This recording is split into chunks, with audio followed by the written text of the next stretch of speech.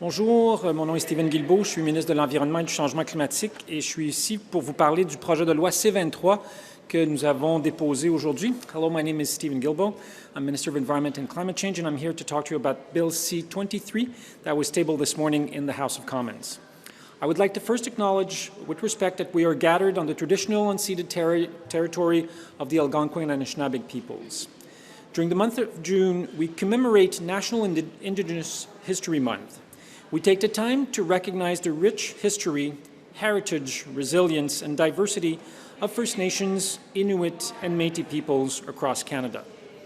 Pendant le mois de juin, nous soulignons le mois national de l'histoire autochtone et la riche histoire, le patrimoine, la résilience et la diversité des Premières Nations, des Inuits et des Métis partout au pays.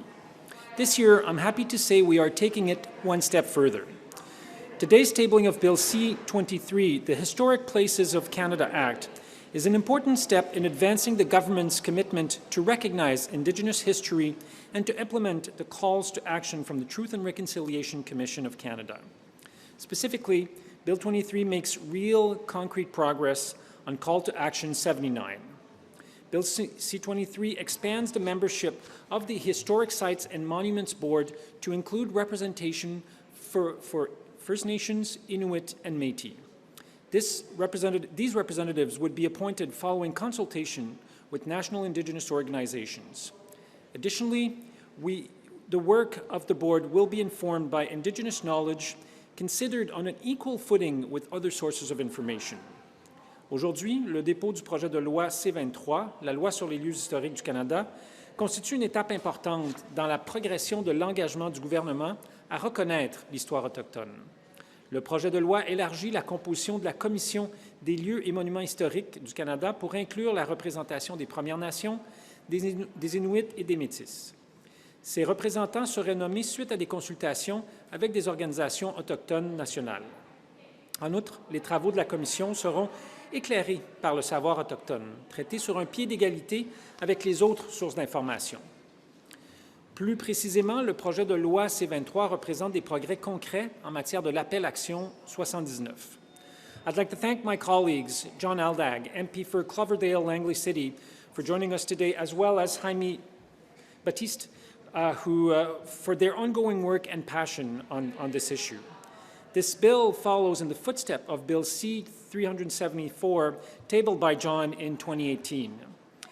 This will be the first legislation of its kind in Canada and will result in a stronger voice for Indigenous peoples in determining the people, places, and events that are of national historic significance in Canada. This legislation also builds on the Government of Canada's work with Indigenous peoples as full partners in creation of national parks and national marine conservation areas. When it comes to the designation of historic sites, we need the participation of Indigenous partners from the outset. In addition, the proposed legislation also provides transparent, sustainable, and inclusive direction for federally owned historic places in Canada. The Government of Canada administers over 300 historic places in the country, from buildings to archaeological sites and more. This legislation would ensure, for the first time ever, that they are all protected by legislation, and any changes to these sites would require that Parks Canada be consulted in order to preserve their heritage value. Outre les nouvelles dispositions visant à inclure les voies autochtones dans la désignation patrimoniale, la loi proposée prévoit aussi une orientation transparente, durable et inclusive pour les lieux historiques de propriété fédérale du Canada. Grâce à ce projet de loi, nous serons en mesure d'être en accord avec les mesures de protection et de conservation offertes par des provinces, les territoires, ainsi que d'autres pays du G7.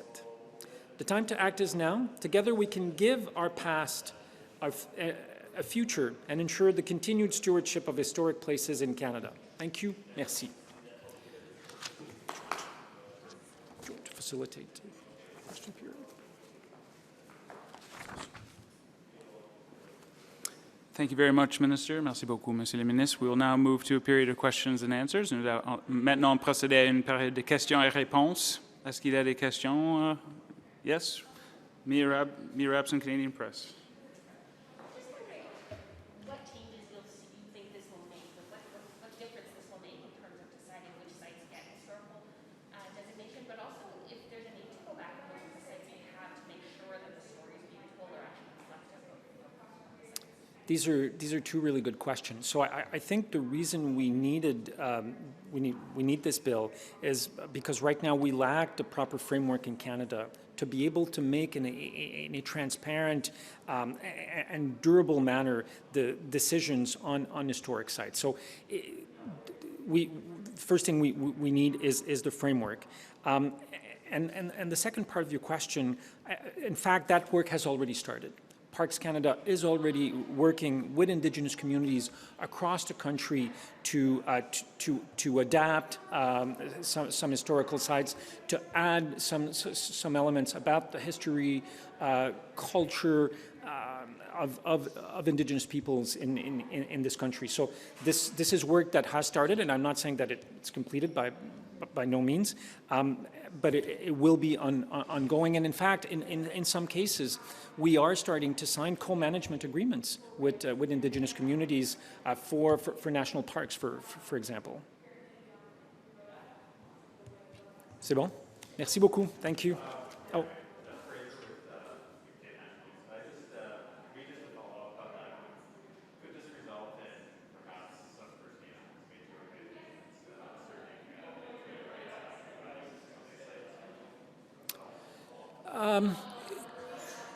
I mean, as you know, the federal government is working with Indigenous communities and nations across the country on issues such as treaty rights.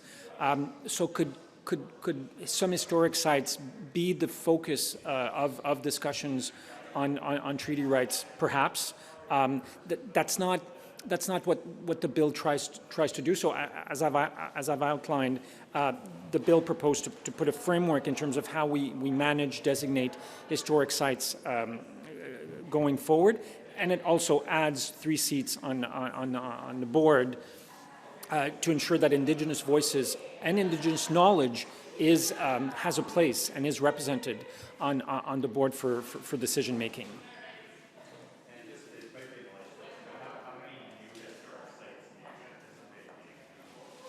How many? That's a very good question. I don't have the answer to that, but we could provide. So, as you may know, Parks Canada owns and manages the majority of federal historic sites in Canada, 60% out of the 300. The second most important ministry in terms of historic sites is the Department of Defense. And there it's about 26%, and there are other federal ministries that are responsible for the remainder of the historic sites. I don't have the number in terms of proposed new sites, but we can get you this number from Parks Canada. Thank you. Merci beaucoup.